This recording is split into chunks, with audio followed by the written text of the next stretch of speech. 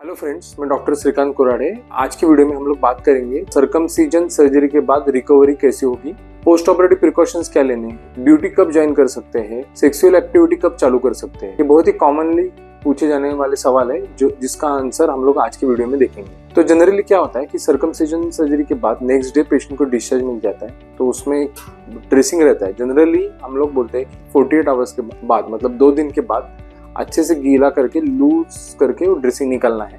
अगर ZSR circumcision किया हुआ है तो उसमें एक सिलिकॉन का रिंग रहता है। दूसरा नॉर्मल जो स्टिच वाला जो सर्कमसिजन सर्जरी रहता है उसमें कुछ स्टिचेस रहेंगे। तो 48 आवर्स के बाद जनरली वो वुंड सील होता है, वहां से ब्लीडिंग वगैरह होने के चांसेस कम रहते हैं। अगर ड्रेसिंग निकालने के बाद आपको एक हाथ या दूसरी बूंद खून की दिखती है तो आप उसको नजरअंदाज कर सकते हैं। अगर बहुत ज्यादा ब्लीडिंग है तो वापस हॉस्पिटल में आके दिखाना है। तो उसमें जो स्टिच है या फिर जो सिलिकॉन रिंग है उसके ऊपर आपको दिन में 2 बार ऑइंटमेंट लगाना है। जनरली 48 आवर्स के बाद आप बाथ ले सकते हैं, उसमें सोप वाटर से जेंटली क्लीन करना है और उसके ऊपर मलम लगाना है। ये सब अच्छे से करेंगे तो हाइजीन मेंटेन रहेगा और इन्फेक्शन का चांसेस कम हो जाएगा।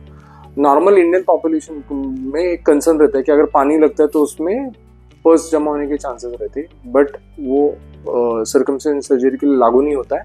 तो उसमें आपको अच्छे से वॉश करके उसके ऊपर ऑइंटमेंट लगाना है। जनरली क्या होता है कि जो हेड ऑफ पेनिस जो रहता है वो सेंसिटिव पार्ट रहता है। अगर सर्कमसिजन सर्जरी में वो स्किन ऊपर निकल जाता है तो थोड़ा सा सेंसेशन अलग हो जाता है बॉडी। 8 to 10 डेज तक बेड रेस्ट या ड्यूटी ज्वाइन करने में मुश्किल हो जाता है। जैसे जैसे टाइम बीत जाता है तो ये रिकवरी फास्ट हो जाती है। तो जनरली जो स्टिच रहते हैं वो डिसॉल्व हो जाते हैं 2 to 3 वीक्स में, या जो ZSR सर्कमसिजन का जो रिंग है वो 3 to 4 वीक्स में अपने आप निकल जाता है। तीसरा क्वेश्चन है कि आप ड्यूटी कब ज्वाइन कर सकते हैं। तो हर एक पेशेंट में पेन का सेंसेशन अलग रहता है। मतलब क्या होता है, कुछ पेशेंट ऐसे बोलते हैं कि कुछ भी तकलीफ नहीं है और एक मामूली जो हमारा डाइक्लोफिनेक रहता है उससे रिलीफ मिल जाता है, और कुछ पेशेंट्स को बहुत ज्यादा पेन रहता है और फिर उनको 2 या 3 एनाल्जेसिक देने की जरूरत पड़ सकती है। तो अगर आपको बहुत ज्यादा पेन है तो मैं जनरली पेशेंट को बोलता हूँ कि आप 8 to 10 डेज का लीव प्लान करके ही सर्जरी करवाएं। चौथा चीज है कि जनरली पेशेंट्स को एक मन में डाउट रहता है कि ये सेक्सुअल एक्टिविटी कब चालू कर सकते हैं। तो जनरली हम लोग रिकमेंड करते हैं 4 to 6 वीक्स के बाद एक बार फॉलोअप करके अच्छे से हीलिंग हो गया है कि ये कंफर्म करने के बाद सेक्सुअल एक्टिविटी करना चाहिए। क्योंकि अगर समझो अच्छे से हीलिंग नहीं हुआ तो it can become painful for the person who is doing sex. Commonly question पूछा जाता है कि इसमें मेरे सेक्सुअल एक्टिविटी के बाद ऊपर कुछ फर्क पड़ सकता है क्या सर्कमसिजन सर्जरी के बाद। तो जो स्टडीज जितने भी आए हैं उसमें ये बताया गया है कि कोई मेजर डिफरेंस नहीं होता है सर्कमसिजन सर्जरी की वजह से, कि आपका जो कुछ प्रीमेच्योर इजैकुलेशन या फिर पेन वगैरह या फिर कुछ ताकत कम होना, ऐसे कोई भी चीजें देखी नहीं गई है स्टडीज के हिसाब से। कुछ स्टडीज में ऐसे उन्होंने बोला कि जो इजैकुलेशन है वो डिलेड हो जाता है, तो जो अपना टाइम बढ़ जाता है, लेकिन उसका जो वॉल्यूम है बहुत ही कम है।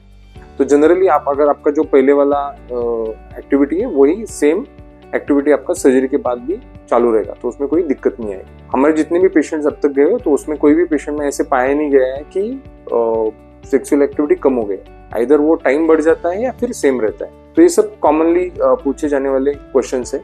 कुछ वार्निंग सिग्नल में आपको बताने जाने वाला हूँ कि कौन से कंडीशन में आपने तुरंत डॉक्टर के पास आना चाहिए। कि अगर समझो वहां पे आपको कुछ रेडनेस दिखाई दे रहा है, पेन जो है कि पहले दिन पेन कम था और अगर नेक्स्ट दिन पेन बढ़ता है, पेन की मात्रा बढ़ती है, तो उस टाइम पे डॉक्टर को तुरंत आके बताएं। ZSR सर्कमसिजन में कभी कभी क्या होता है कि स्टेपलर बहुत टाइट होता है, जो पेशेंट्स में वेन बड़ी रहती है तो थोड़ा सा वहाँ पे हिमेटोमा होने का चांसेस रहता है, जिसमें कि काला नीला वो जो अपना प्राइवेट पार्ट है थोड़ा सा सूजन और उसमें काला नीला पड़ने का चांसेस रहता है। नॉर्मल बात है, 2-3 हफ्ते में कम हो जाती है, लेकिन फिर भी अगर ये आपको देखने मिला तो आप डॉक्टर के पास आके दिखाना बहुत जरूरी है।